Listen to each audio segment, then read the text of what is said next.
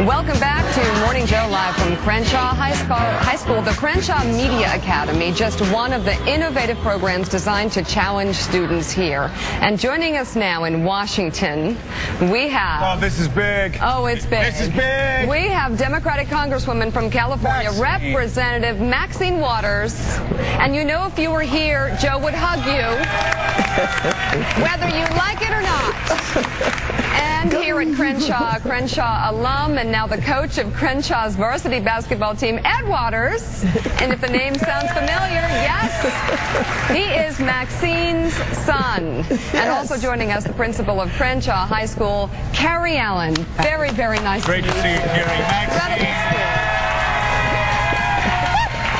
Maxine, obviously, when we're in Washington, D.C., we always have debates in the abstract about education reform, but we've been so excited about what's happening at Crenshaw. I know you have to be very proud yourself about the reforms and the changes that are taking place in this school and this community. Absolutely. First of all, I'm so pleased that you and Mika are in my city. So delighted that you came to Los Angeles, and of course at Crenshaw High. My son Ed is there. He is the basketball coach for the varsity team. But what's exciting about Crenshaw is this partnership that they have with the Urban League and with the Tom Bradley Foundation and with USC. And these partners working together have been able to tackle some of the problems that Crenshaw's had in the past, and they've made improvements, a lot of improvements there. And so I'm proud of Crenshaw. I raised my children in that community, and Ed Waters graduated from Crenshaw High, and I just love Crenshaw. It's just a little bit outside of my district, but I pay a lot of attention to it. Well, we're going to have to change that in redistricting this year. Harry, talk about what's going on here, though. We have a great community working together. You've got the Urban League, you've got Starbucks, so many other people working together. But in the end of the day, it comes down to the school leaders here and the students and the parents. That's right. What are they doing to make a change? Well, I think we're collaborating together with our local school district and our LAUSD to create a new cultural model for schooling for young people, especially minority students, black and brown students. We have embraced this industrial model of education that really does not address the kinds of needs that these 21st century students have.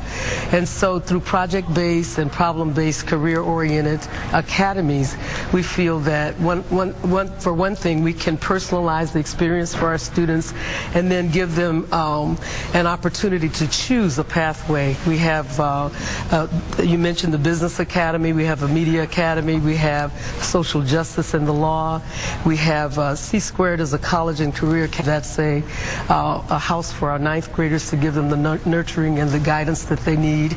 We have a Gifted Magnet and a Teacher Training Magnet, and all of them are based on the premise that you can get your arms around a smaller number of students more so than the global numbers. So the big numbers. Yeah. So Ed, let me ask you this question. How has it, because you're a leader of young men, you're a coach, and that's what we have to have coming out of Crenshaw. Sure. You're coaching tomorrow's leaders. How has Crenshaw changed since you graduated? Well, it really hasn't changed a lot in terms of great people being here. One of the things you find at Crenshaw is that we have people who are so committed. They've been here 20, 30 years. Our football coach, Robert Garrett, has spent 35 years of his life here. We have people, teachers that have been here for years, and that's kind of the basis of why Crenshaw is what it is. But I think why this partnership work is from the model Coach Digger Phelps and I know about is teamwork. And teamwork is the model that works no matter whether it's basketball or no matter whether you're doing with this partnership. What you have to do, though, is that when everybody comes together, they're a superstar. And we're finding out with the Miami Heat that superstars need to learn how to work together. And so the more we develop working together, this school is going to continue to grow with this partnership because we're forming a great team. And then ultimately, it's it's the kids. I mean, I'm looking at incredible faces out here that are full of joy and inspiration and anticipation and pride. How do you get them there? Or is it part them? Oh, it's them.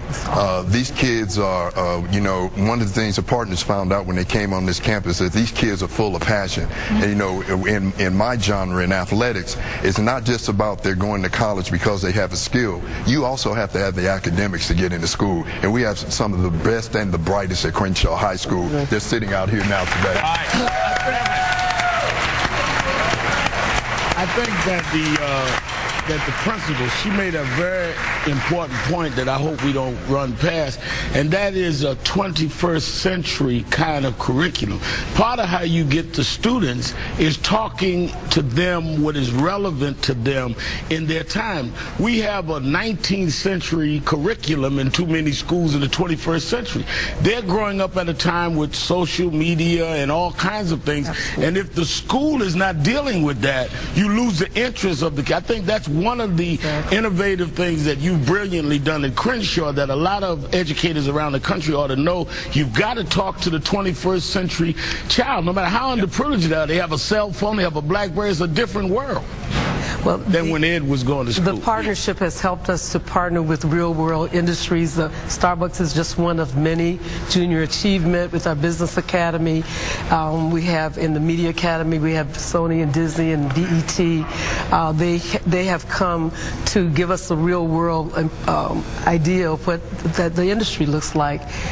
We have in our magnet for the last 3 years, I think they had back-to-back Gates Millennium Scholars, and that's a rarity because there's just about maybe less than 100 of those across the country, and we've been really fortunate to do that because we do have partners that keep our eyes on the real world. And I believe we're at the forefront. We're just at the beginning, and there's a lot of work to do, but it's much more we're much more optimistic about where it's going to take us because we do have the community, the corporate sector, we have the parents, we have the passion that this whole area has for Crenshaw. There's love all over. And you got place. Maxine Waters. And we got the Waters family. Just glad we're here. Got the Waters family here. Well, like I said, we got to work on redistricting to get Crenshaw to Maxine's district. But Maxine, how do we, from Washington, how do we export what's happening here? What's happening in Harlem? What's happening in New Orleans? What's happening in Florida? Where education reform seems to be taking off. How do we export that across the country? Well, Joe, the first thing I think we've got to do is truly make education our #1 priority. We talk the talk. Everybody talks about how important education is, but when we look at the time and attention and the dollars that we put into education, it is just not there. So we've got to make it our #1 priority. We've got to appreciate our teachers and our educators. We've got to pay them a decent salary. We've got to make sure that our schools are safe. And my whole interest in all of this is parent involvement and parent education. I believe that we've got to dedicate more time and resources to help our parents to be involved.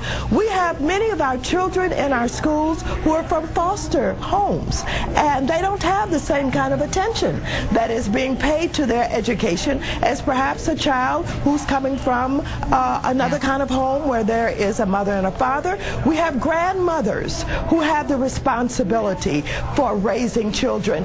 We have not taken all of that into consideration in the way that we relate to these families. So I think that we need to put more time and attention on education and bring the dollars and the resources to bear where they need to be. Congressman Waters, thank you. Ed Waters, great to see you. Thank you. And Principal Carrie Allen, thank you as well. Keep it right here on Morning Joe, live from Crenshaw High School in Los Angeles.